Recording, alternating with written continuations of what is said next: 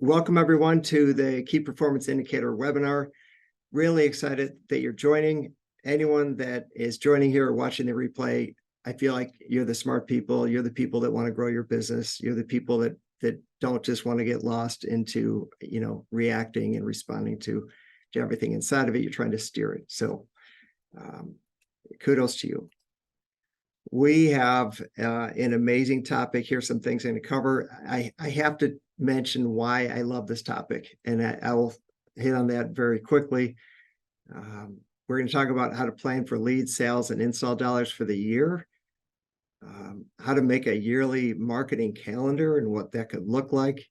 And then we'll talk about lead generation KPIs and sales rep KPIs. What we're not going to talk about, unfortunately, is things like production KPIs, which are super important, as well as financial KPIs, which of course, really, really important. Just feel like you can't do it all in one webinar. And this is going to be pretty detail oriented. So with that in mind, let's kick this off. Because we're kind of drawn to distraction and some people are kind of like doing things while the webinar is playing in the background, I think you're going to get a lot out of this. So if you could really just focus, I think it'll be great if you can kind of shut down those distractions.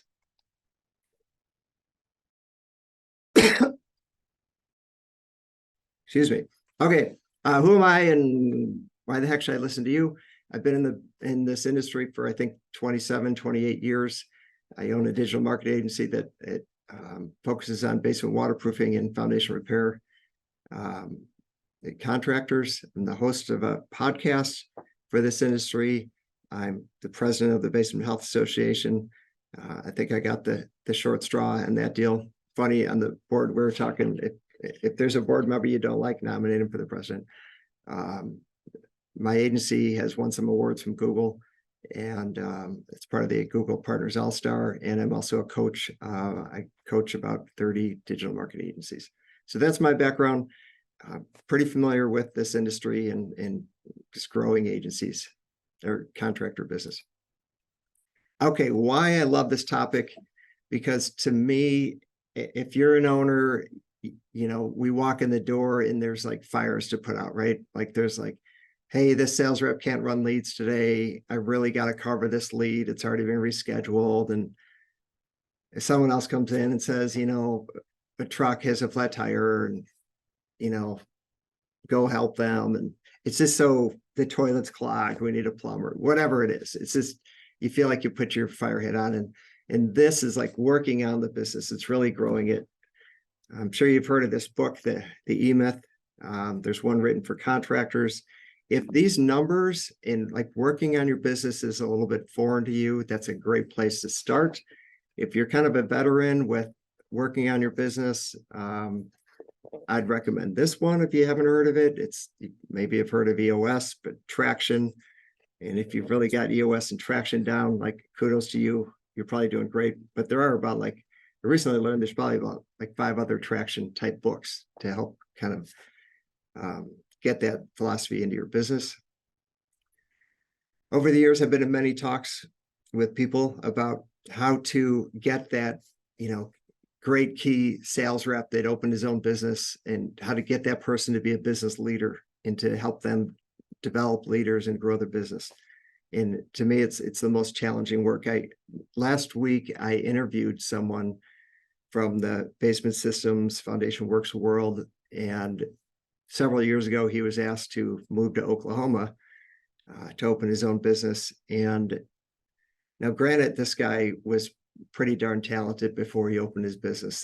This wasn't someone like just opening a business, but he went from 0 to $15 million in 6 years. And clearly this guy knows how to have a vision, have strategy, and implement that vision and have his leaders build that out. So this is an exciting topic. All right, so opening thoughts, what you measure, you can improve. And if you're not measuring it, it's just really hard to, how do you improve it? Certainly there's things that we want to improve, but if we're not really kind of keeping track of it, we're just hoping for the best. And tracking things, it drives accountability. So keep that in mind. Accountability is really where a lot of things happen for change. So question for you. What are some numbers or areas you'd like to improve? You could just write that down. And at the end here, if I remember, I'm going to ask you, ask this question again, and I'm going to give you a little strategy on how to influence those numbers. So just scribble down on a piece of paper some thoughts on, 1, 2, or 3 areas that you'd like to improve in your business. Another thought is, if you're on this webinar, you've probably read the 7 Habits of Highly Effective People. It's about being proactive versus being reactive. And it's about taking responsibility versus being the victim and blaming. So I think it's our human nature to want to blame. I'm not doing well because, fill in the blank. And it's usually like an external reference. It's not me. It's the weather. I mean, I've heard this at several levels, like, we're having a bad year. How come? Well, it's the weather. It's all weather related. And I've heard other people say, I don't do these kind of number planning stuff because if it rains a lot, we do good. If it doesn't rain, we do bad. It is what it is. And it's kind of like I get that. Like, does weather influence our business? Yes, of course it does. What I don't like about that kind of thought process is it puts too much energy outside of what you can take responsibility for.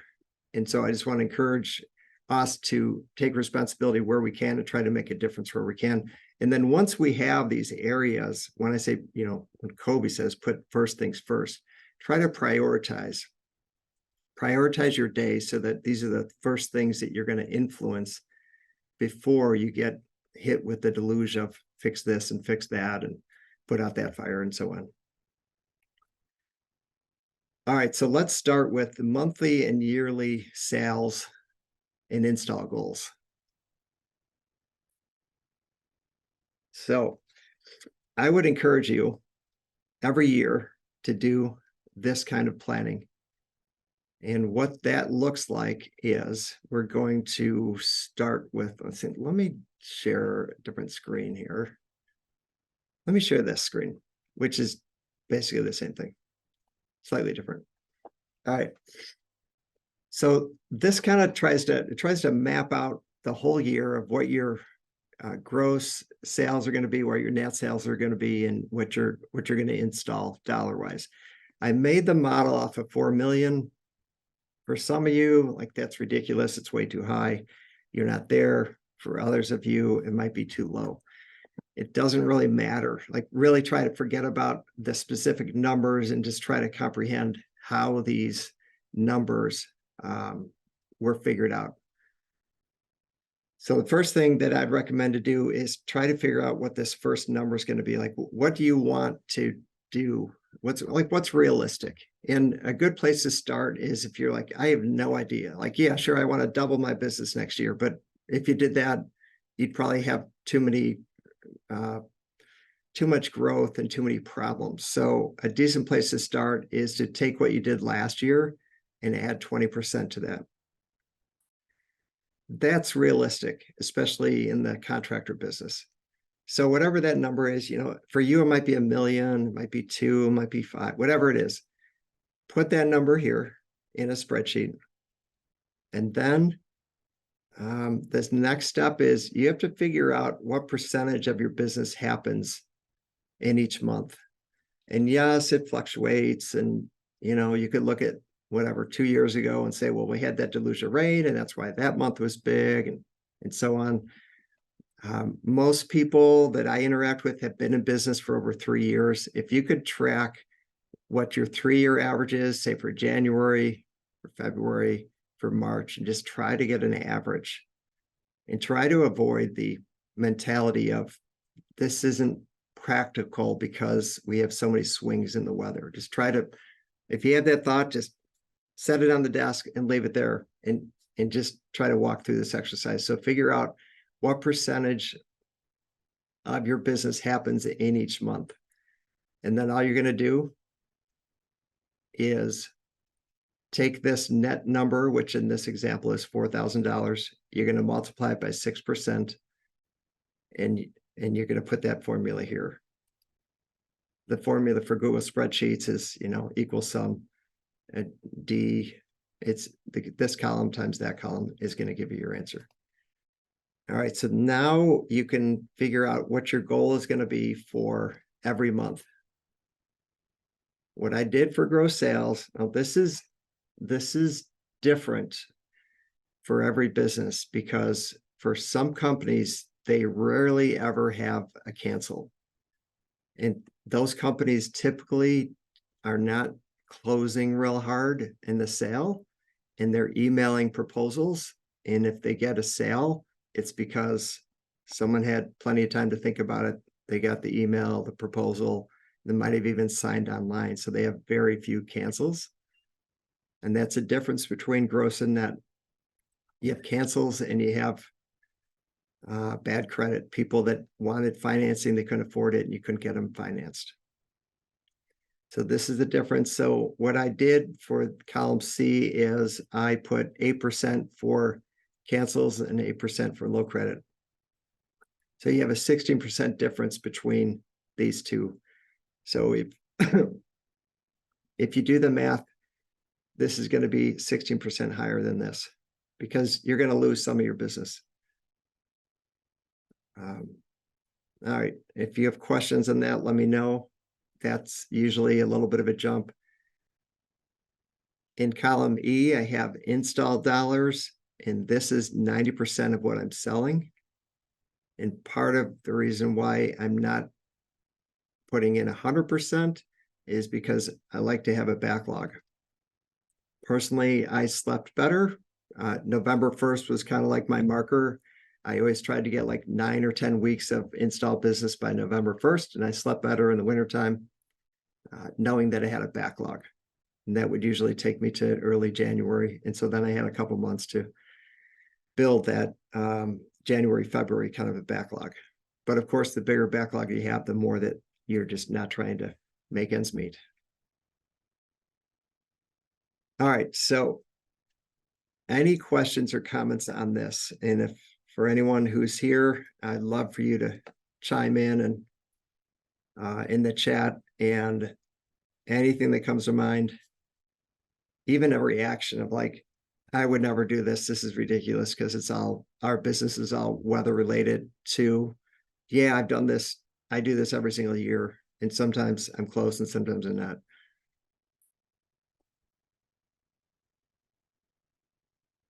All right.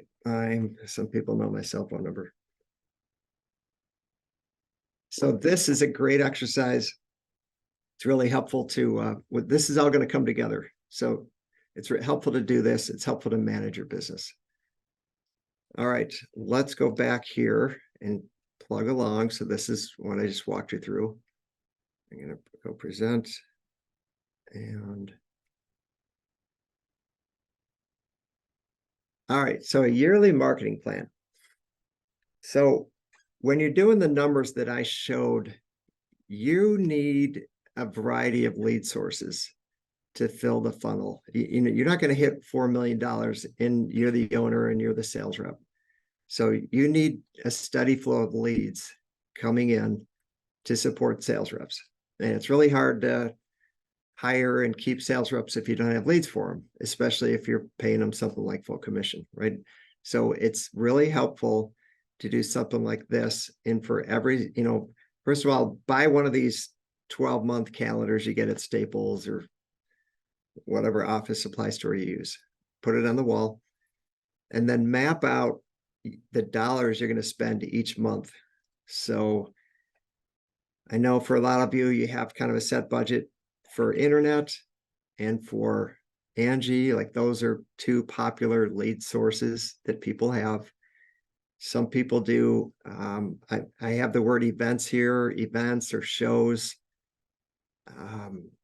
That's another common line item. Mailers are another common line item. So whatever you plan on spending, just write that in the calendar. And that helps you for budgeting purposes. And then the other thing you want to do is, for example, if this home show here is February 16th through 18th, write that in. You have another show in March. You have another show towards the end of March. You want to write that in. You know that this clipper mailer lands on the 13th, 14th, 15th. So this is kind of a nice variety of leads coming in. You're going to be spending Internet Angie money that will be spread throughout the month. You get kind of a shot in the arm with this home show. You get the mailer hitting, which is in between these. And so if you're trying to grow your business and expand your sales force and you don't have the reps to cover this, starting a training kind of late January is probably a really good time to get some reps to be trained up so they could start running these leads. This helps you manage where your money's coming in and when it hits and when you're going to see the result. All right, so now I want to walk you through a lead source report. In this lead source report, we're going to track each lead source, all the activity that happens with that, and then at the end, we're going to do a cost analysis. So the cost, we're just going to look at cost per lead, cost per assigned demo. This word demo is, some people use the word sit, some people use the word presentation. Cost per presentation. Doesn't matter what word you're using, you just have to be consistent. We always drew the line of, if there was ever a price mentioned, which we never wanted a rep to ballpark a price, but if they did, that was a demo. If a number ever came out, it's a sit, presentation, demo, whatever you want to call it. And then the last thing we're going to look at is a cost percentage of net sales.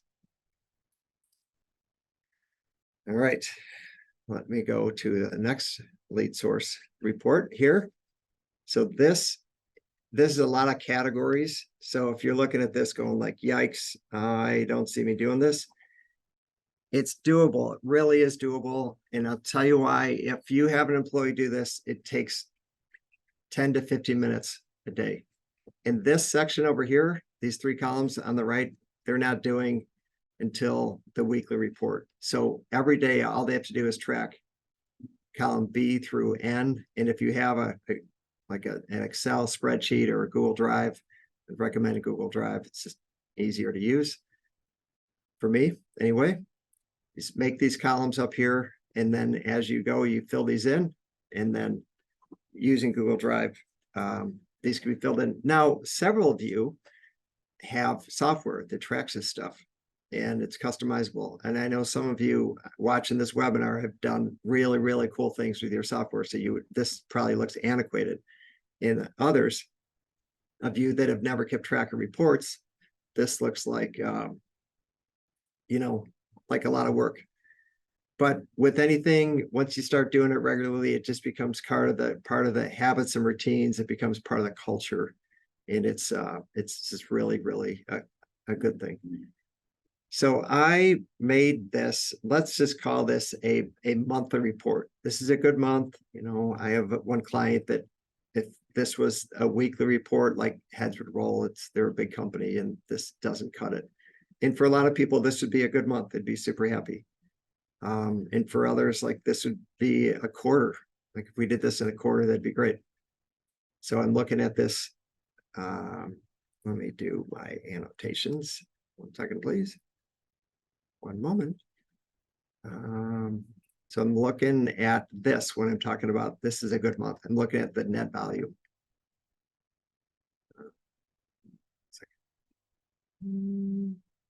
All right, so let's just kind of walk through here and see what's happening.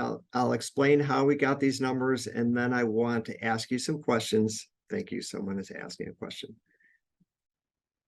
Oh, good, good, good. Thank you, Jason. Let me do that.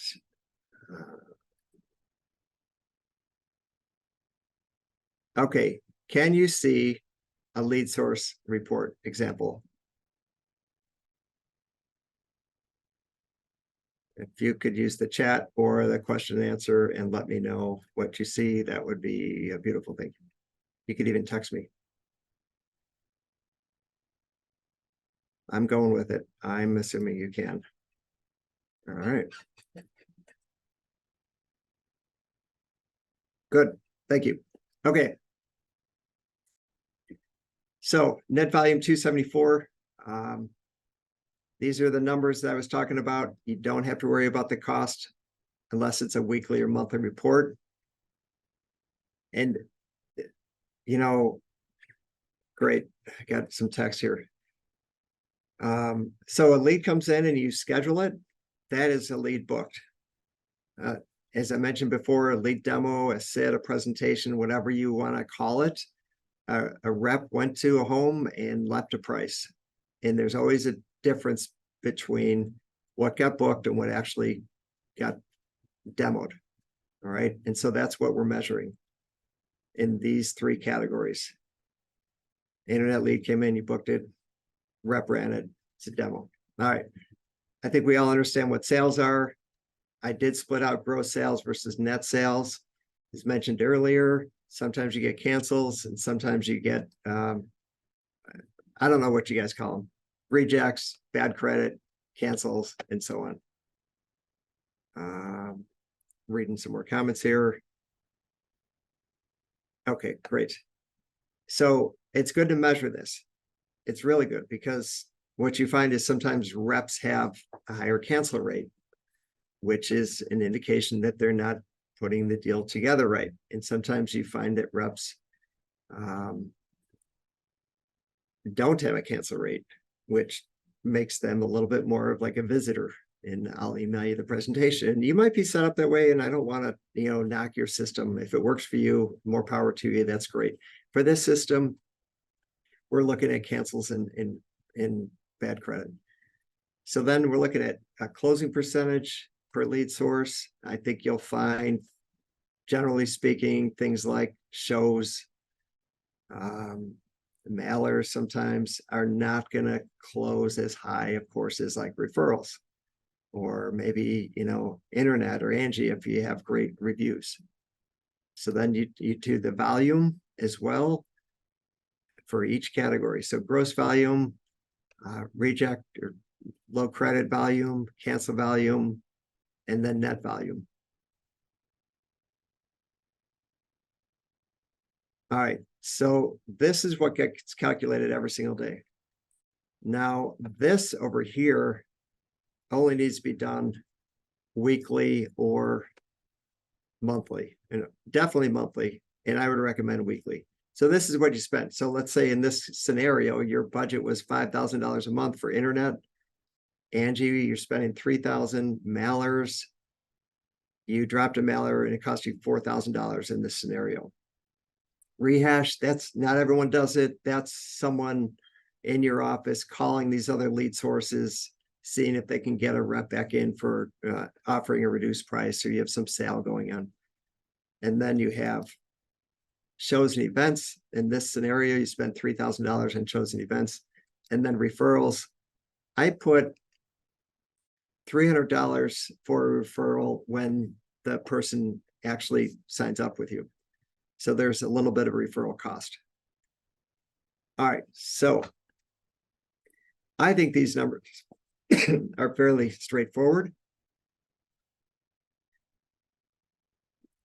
Column N, lead cost, you're going to have to figure out what you spent on these. So this is someone or like you or someone in your office filling this stuff in. Once you get this information, lead cost, for example, let's say it's $5,000. How many leads did you get? You got 70 leads. So it's 5,000 divided by 70 should give you 71. Cost per demo. How much did you spend? You spent $5,000. How many demos were there? There's 60. So it's 5,000 divided by 60. You get 83. And I think this is a really, really powerful one when you start collecting these reports and you actually look at what you're spending to bring in your net sales. This is super enlightening. But this is basically this $5,000 in comparison to the net volume of 140,000. So basically you spent 5,000 and you brought in 140,000, and that gave you 4%. All right. Having this, even if you had this, I mean, it takes time to put this together, right? Like I said, 15 minutes a day. I did probably 2/3 of the monthly reports myself. I always, now that would be taking the weekly reports and making a monthly report. It just, I mean, I know like a lot of you have software, you just click on buttons and you're looking at this stuff. It's been a while since I've been in the business, and I personally liked doing this because I could see what was going on. And I would always learn something like, wait, is this number right? Like, this can't be right. And then it's like, oh, I learned something. So I like collecting this stuff and letting the numbers speak, because the numbers do speak. So if this was your report, would love some chat or Q&A comments in here. What is good about this? What kind of questions do you have? What would you be concerned about?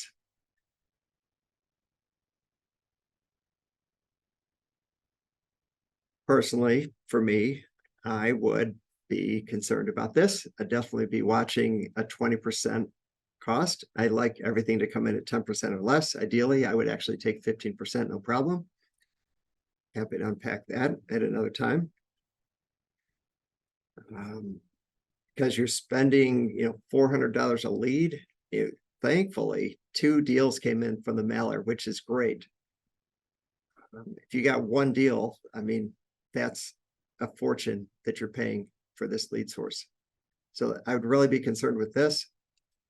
I'd be super thrilled with that if internet came in at 4%. What else can I see here? Shows and events. All right, this I just know from experience, 83 is like way too high. This probably would come in, if we booked 30 to show, we'd probably sit at best 15, maybe less. And this would probably be 50%, because we'd take in 30 and we'd actually do presentations on 15. So that one's high.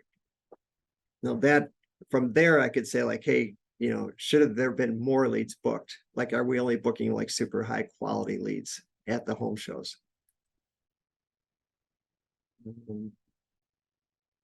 Cancel rate. Let's see, 1, 2, 3 cancels out of 34 gross deals. I'm good with that. No problem. 6%, I'm thrilled. All right. Any questions or comments on this report?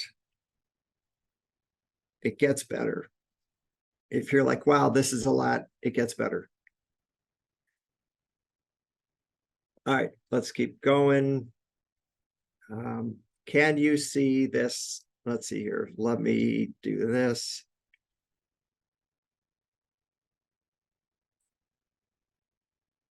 Does everyone see sales rep report on the screen? I'm going to the next slide. All right. Great. Thank you. And what we're going to do on this is we're going to track sales reps activity, the number of leads assigned, all the way to the volume that they're bringing into the company, the revenue per sit or per demo. And we just let the numbers speak, and it really allows us to make an influence and work on our business. So I'm going to go back to this one. So here is the sales reps report. So I made 5 fictitious sales reps. I threw a female in there, Claire. She's not the worst one. She's kind of in the middle, I guess. And, interesting. I think this is real life. What happens if you notice this? We have, the lowest guy here, Eric. He was assigned 36 leads, which is lower than everybody else. And he only did a demo on 25.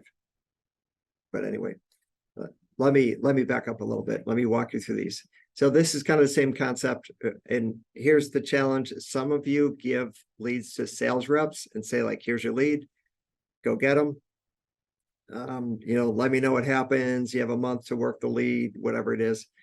Others of you never let the rep talk to the homeowner, and the scheduling person in the office is confirming the appointment, the night before, they say, here's your schedule for tomorrow. In the morning, they give the leads, or the night before, here's your first lead, call us back when you're done. And it's kind of a one-shot thing. So however you run your business is awesome. Just be consistent when you're tracking these numbers. So these are assigned leads, whether you give the rep a month to work the lead, or, they have 2 hours to work the lead. And then this demo, again, they put a number on the table. They priced it some way, somehow. If they went to the house and it got rescheduled for some reason, oh, sorry, we only have 10 minutes. And you're like, I'm going to need at least 60 minutes, maybe 90 minutes. That's a reset. It's not a demo. You didn't do it. So all I'm doing is dividing these numbers again. I'm keeping track of sales. So Adam sold 13 times last month. He sold 33% of his leads, because 13 out of 40 gives us 33%. One of those deals, we just going to get financed. So you always want a couple banks. You always want like a bank that you're sending the majority of stuff to. And then there's other companies that specialize with bad debt, and they really are able to work the angles. And no matter what happened, couldn't get it bought. So you lose the deal. And then Adam sold 2 of those, canceled. So now we're ending up with 10 deals for the month. Net closing percentage 25, not bad. Take it. Gross volume 100. Now, what I did on this one, the average sale is worth $10,000. Again, for you, it's going to be different. Whatever it is for the rep, it is. So gross volume of 130. This one deal that got rejected or couldn't get financed, it's worth $10,000. I'd mentioned there was 2 deals that got canceled. So in this, it's worth 20. So started with 130, net volume 100,000, average sale 10,000. I managed this number for a couple of years, and then I took it off. But some companies are way into this, and that is basically when a rep does a demo, what's the average volume that they're bringing into the company? And for Adam, it's 2,500 in this month. Just do the math. Here's the demos right here, and here's the volume. All right, so that's what we're doing for all these. It's kind of a lot. Let me point some things out that I find a bit interesting. I'm going to jump back to Eric. Real life scenarios. Why is Eric only demoing 69% of his leads that he's being assigned? I don't know, but it's definitely something that I want to look into. I'm kind of curious if the scheduling person doesn't like Eric and he's really getting bad leads. Anyone who's been in the business knows that's, it's just a question. I don't know. I have to look into it. All right, let's see here. Adam had 2 cancels. That seems a little bit high to me. I kind of look for themes. If there's patterns, sure would like to know. All right, here's a big one. I experienced this way too many times. Why is Claire's average sale $8,000? And why Dylan and Brian have, higher average sales, almost $12,000. So when you run with reps and you see the words that they choose and the decisions that they're making, you'll know why this average sale is for $8,000.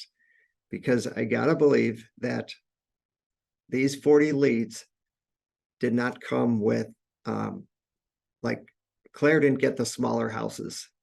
It just didn't happen. It's not like Dylan and Brian got big houses and Claire got smaller houses.